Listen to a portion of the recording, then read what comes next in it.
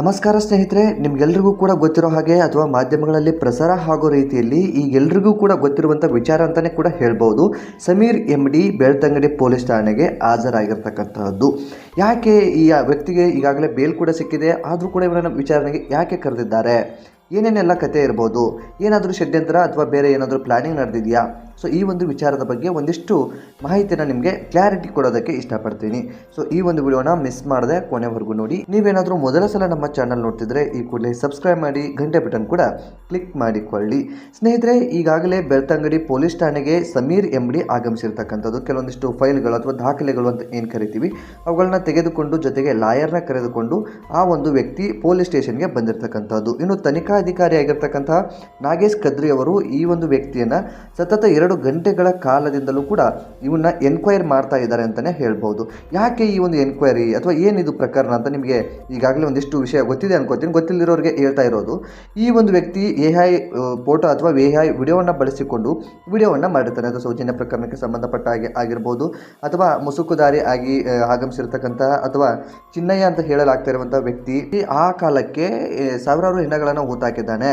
So ಅದರ ಕುರಿತಾಗಿ ಒಂದಿಷ್ಟು AI ಬಳಕೆಯನ್ನು ಮಾಡಿ ಕೂಡ ವಿಡಿಯೋ ಮಾಡಿರ್ತಕ್ಕಂಥದ್ದು. ಸೊ ಒಟ್ಟಾರೆ AI ಬಳಕೆಯನ್ನು ಮಾಡಿಕೊಂಡು ವಿಡಿಯೋವನ್ನು ಮಾಡಿರುವ ಕುರಿತಾಗಿ ಈ ಒಂದು ವ್ಯಕ್ತಿಯ ಮೇಲೆ ಕೇಸು ದಾಖಲಾಗಿತ್ತು. AI ವಿಡಿಯೋ ಬಳಸಿ ವಿಡಿಯೋನ ಮಾಡಿ ಸೋಷಿಯಲ್ ಮೀಡಿಯಾದಲ್ಲಿ ಅಪ್ಲೋಡ್ ಮಾಡಿದರೆ ಕೇಸ್ ಆಗುತ್ತಾ ಎಂಬ ಪ್ರಶ್ನೆ ನಿಮಗೆ ಕಾಡ್ತಾ ಇರ್ಬೋದು. ಆದರೆ ಈ ಒಂದು ಕೇಸ್ ವಿಶಿಷ್ಟವಾಗಿರುವಂಥದ್ದು. ಅಂದರೆ AI ವಿಡಿಯೋನ ಬಳಸಿ ಗಲಭೆ ಪ್ರಚೋದನೆ ಆರೋಪದಡಿಯಲ್ಲಿ ಈ ಒಂದು ವ್ಯಕ್ತಿಯ ಮೇಲೆ ಕೇಸ್ ದಾಖಲಾಗಿರ್ತಕ್ಕಂಥದ್ದು. ಈ ಕುರಿತಾಗಿ ಸೌಜನ್ಯ ಪ್ರಕರಣಕ್ಕೆ ಅಥವಾ ಸೌಜನ್ಯ ವಿಚಾರವಾಗಿ ಒಂದು ವಿಡಿಯೋನು ಕೂಡ ಆರಂಭದಲ್ಲಿ ಮಾಡಿದ್ದ. ಅದರ ತನಿಖೆಯೂ ಕೂಡ ಆಗಿತ್ತು. ಆ ಒಂದು ಬಳ್ಳಾರಿಯ ಪೊಲೀಸರು ಈ ಒಂದು ವ್ಯಕ್ತಿಯ ಮೇಲೆ ಕೇಸನ್ನು ಕೂಡ ದಾಖಲು ಮಾಡಿಕೊಂಡು, ಅಂದರೆ ಸುಮೋಟೋ ಕೇಸ್ ಆಗಿತ್ತು, ಅದರ ವಿಚಾರಣೆ ಕೂಡ ಆಗಿತ್ತು, ಅದು ಅಲ್ಲಿಗೆ ಕ್ಲೋಸ್ ಕೂಡ ಆಗಿತ್ತು. ಆದರೆ ಇದೀಗ ಮತ್ತೆ ಪ್ರಚೋದನಕಾರಿ ಒಂದು ಆರೋಪದಡಿ ಈ ಒಂದು ಬೆಳ್ತಂಗಡಿ ಪೊಲೀಸರು ಕೇಸನ್ನು ದಾಖಲಿಸಿಕೊಂಡಿದ್ದಾರೆ.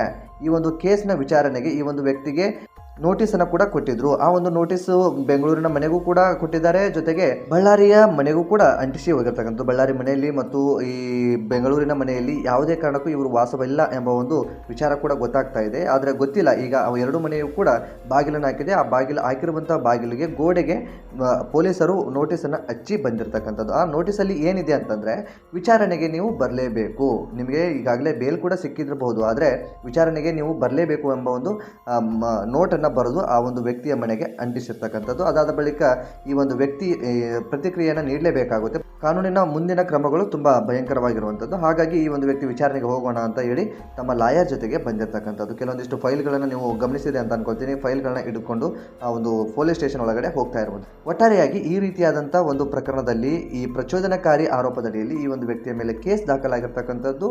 ಆ ಒಂದು ವಿಚಾರಣೆಗೆ ನೋಟಿಸನ್ನು ಪೊಲೀಸರು ಕೊಟ್ಟಿರ್ತಾರೆ. ಆ ಒಂದು ನೋಟಿಸಿನ ಆಧಾರದ ಮೇಲೆ ಲಾಯರ್ನ ಕರೆದುಕೊಂಡು ಸಮೀರ್ ಬೆಳ್ತಂಗಡಿ ಪೊಲೀಸ್ ಠಾಣೆಗೆ ಬಂದಿರತಕ್ಕಂಥದ್ದು.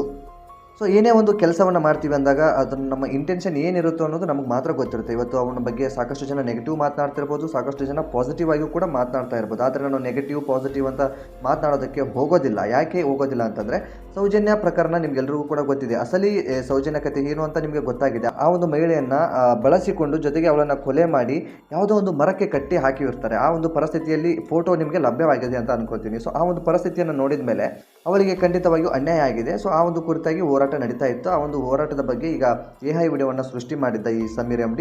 ಸೊ ಅದೇನೇ ಇರಲಿ, ಇವನು ಅವಳಿಗೆ ನ್ಯಾಯ ಕೊಡಿಸ್ಬೇಕು ಅಂತ ಮಾಡಿದ್ನೋ ಅಥವಾ ಇಷ್ಟೊಂದು ರೀಚ್ ಆಗುತ್ತೋ ಇಲ್ವೋ ಅಂತ ಗೊತ್ತಿತ್ತೋ ಇಲ್ವೋ ಗೊತ್ತಿಲ್ಲ. ಸೊ ಒಟ್ಟಾರೆ ಒಂದು ಯಾವ ಉದ್ದೇಶದಿಂದ ಮಾಡಿದ್ನೋ ಯಾರಿಗೂ ಕೂಡ ಗೊತ್ತಿಲ್ಲ. ಆದರೆ ಒಂದು ಒಳ್ಳೆಯ ಉದ್ದೇಶದಿಂದ ಮಾಡಿದರೆ ಖಂಡಿತವಾಗಿಯೂ ಇವನಿಗೆ ಒಳ್ಳೆಯದೇ ಆಗುತ್ತೆ. ಯಾಕೆಂತಂದರೆ ನೀವುಗಳೆಲ್ಲವೂ ಕೂಡ ಮಾತನಾಡೋದು ಸುಳ್ಳು ಸತ್ಯ ಆದರೂ ಕೂಡ ದೇವರು ನೋಡ್ತಾ ಇರ್ತಾನೆ. ದೇವರೊಬ್ಬ ಇದ್ದಾನೆ ಅನ್ನೋ ನಂಬಿಕೆ ಎಲ್ರಿಗೂ ಕೂಡ ಇರುತ್ತೆ ಅಂತ ಅಂದ್ಕೊಳ್ತೀನಿ. ಸೊ ದೇವರು ಒಳ್ಳೆಯದಕ್ಕೆ ಒಳ್ಳೆಯದನ್ನೇ ಮಾಡ್ತಾನೆ, ಕೆಟ್ಟದಕ್ಕೆ ಕೆಟ್ಟದ್ದನ್ನೇ ಮಾಡ್ತಾನೆ. ಒಳ್ಳೆಯ ಇಂಟೆನ್ಷನಿಂದ ಈ ವ್ಯಕ್ತಿ AI ವಿಡಿಯೋನ ಮಾಡಿದರೆ ಖಂಡಿತವಾಗಿಯೂ ಒಳ್ಳೆಯದಾಗುತ್ತೆ. ಇನ್ನೇನಾದರೂ ಕೆಟ್ಟ ಉದ್ದೇಶದಿಂದ ಬೇರೆ ಏನು ಕೋಮು ಗಲಭೆಗಳಾಗಬೇಕು ಅಥವಾ ಯಾವುದೋ ಒಂದು ಧರ್ಮಕ್ಕೆ ಧಕ್ಕೆ ತರಬೇಕು ಅನ್ನೋ ಉದ್ದೇಶದಿಂದ ಮಾಡಿದರೆ ಖಂಡಿತವಾಗಿಯೂ ಈ ವ್ಯಕ್ತಿಯೂ ಕೂಡ ಕೆಟ್ಟದ್ದು ಆಗೇ ಆಗುತ್ತೆ ಅಂತ ಹೇಳೋದಕ್ಕೆ ಇಷ್ಟಪಡ್ತೀನಿ. ಇದರ ಹೊರತಾಗಿ ಹೆಚ್ಚು ನಾನು ಇದರ ಬಗ್ಗೆ ಮಾತನಾಡೋದಕ್ಕೆ ಹೋಗೋದಿಲ್ಲ. ಯಾಕೆಂತಂದರೆ ಇದು ತನಿಖಾ ಹಂತದಲ್ಲಿ ಇರಬೇಕಾದಾಗ ಹೆಚ್ಚು ವಿವರಣೆ ಕೂಡ ಕೊಡೋದಕ್ಕಾಗೋದಿಲ್ಲ. ಸೊ ನೋಡೋಣ ಮುಂದಿನ ದಿನದಲ್ಲಿ ಏನೇನೆಲ್ಲ ಬೆಳವಣಿಗೆ ಆಗುತ್ತೆ, ಬೆಳವಣಿಗೆಯನ್ನು ನಿಮ್ಮ ಮುಂದೆ ಇಡ್ತಾ ಹೋಗ್ತೀನಿ. ಸೊ ಈ ಒಂದು ಬೆಳವಣಿಗೆ ಬಗ್ಗೆ ನಿಮಗೆ ಏನು ಅನಿಸುತ್ತೆ ಕಮೆಂಟ್ ಬಾಕ್ಸಲ್ಲಿ ತಪ್ಪದೇ ಕಮೆಂಟ್ ಮಾಡಿ. ನೀವೇನಾದರೂ ಮೊದಲ ಸಲ ನಮ್ಮ ಚಾನಲ್ ನೋಡ್ತಿದ್ರೆ ಸಬ್ಸ್ಕ್ರೈಬ್ ಮಾಡಿ, ಗಂಟೆ ಬಟನ್ ಕೂಡ ಕ್ಲಿಕ್ ಮಾಡಿಕೊಳ್ಳಿ. ಮತ್ತು ಮುಂದಿನ ವಿಡಿಯೋದಲ್ಲಿ ಸಿಗೋಣ ಸ್ನೇಹಿತರೆ. ನಮಸ್ಕಾರ.